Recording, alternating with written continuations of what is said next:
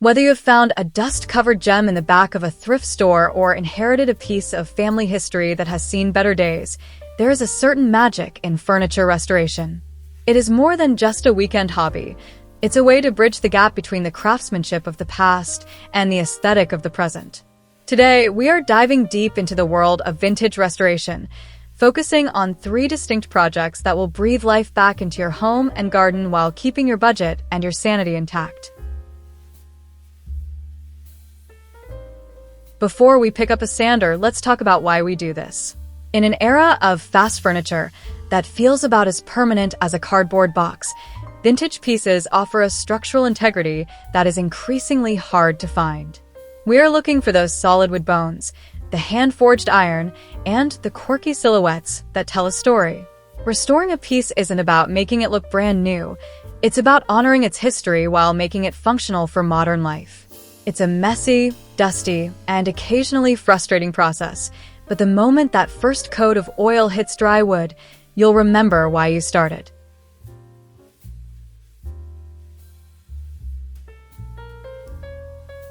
Our first project is the quintessential find, a mid-century modern dresser. These pieces are famous for their clean lines and tapered legs, but they're often hidden under layers of shabby chic, chalk paint, or decades of cigarette smoke and floor wax. The key here is a chemical-first approach. While it's tempting to go in with a heavy-duty power sander, vintage veneers are notoriously thin.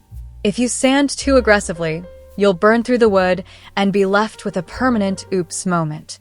Instead, use a gentle citrus-based stripper to lift the old finish. Once the wood is bare, a light hand sanding with 220 grit sandpaper is all you need.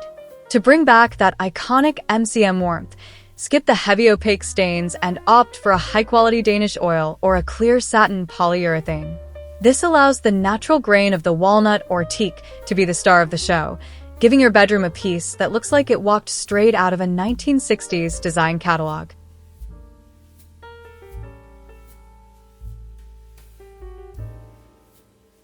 Moving outside, let's tackle the garden. A vintage wrought iron bench is a treasure, but usually when you find them, they are more rust than metal. If your bench looks like it's one rainstorm away from returning to the earth, don't worry. Iron is incredibly resilient. Restoration here is all about surface preparation. You'll want to grab a wire brush attachment for your drill. It's much faster than doing it by hand and significantly more satisfying. Your goal isn't to get it down to a mirror shine, but to remove any flaking rust that would prevent new paint from adhering. Once the loose bits are gone, treat the metal with a rust converter spray.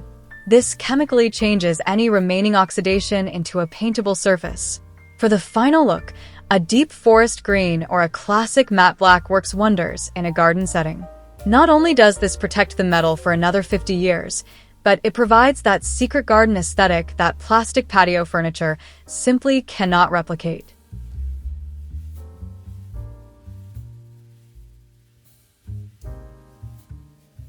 The final project is often the most intimidating, the upholstered armchair.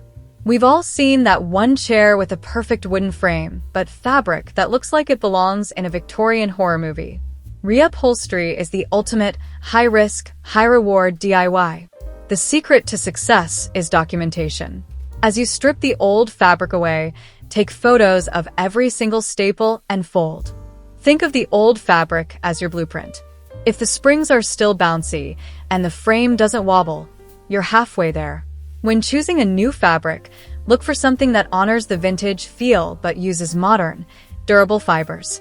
A bold velvet or a heavy linen can transform a stodgy old chair into a contemporary statement piece. Yes, you will likely hit your thumb with a staple gun at least once. And yes, you will find some very strange things inside the cushions. Loose change if you're lucky, petrified Cheetos if you're not. But the result is a custom piece of furniture that would cost thousands in a high-end boutique.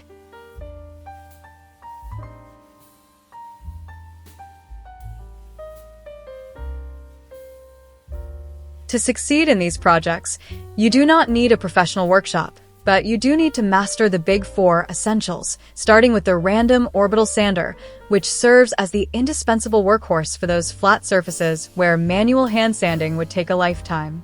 Once the surface is smooth, the quality of your brushes becomes paramount. Opting for professional-grade tools over cheap bargain bin alternatives ensures your finish remains free of the stray bristles that tend to shed like a golden retriever in the summer. This level of detail is further protected by the humble tack cloth, a sticky cheesecloth that acts as the final gatekeeper by lifting every microscopic speck of dust before you seal the wood, effectively preventing a crunchy or gritty texture.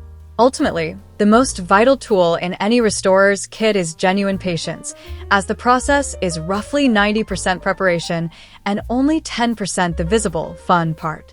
Rushing drying times or skipping cleaning stages inevitably results in bubbles and peels, but by respecting these four essentials, you ensure a result that truly honors the history of the piece. Restoring vintage furniture is an act of rebellion against the disposable culture we live in. It's about seeing the potential in the forgotten and having the grit to bring it out. Whether you're staining a dresser, painting a bench, or wrestling with a staple gun, you are creating a home that is uniquely yours, one that smells a little bit like sawdust and a lot like character.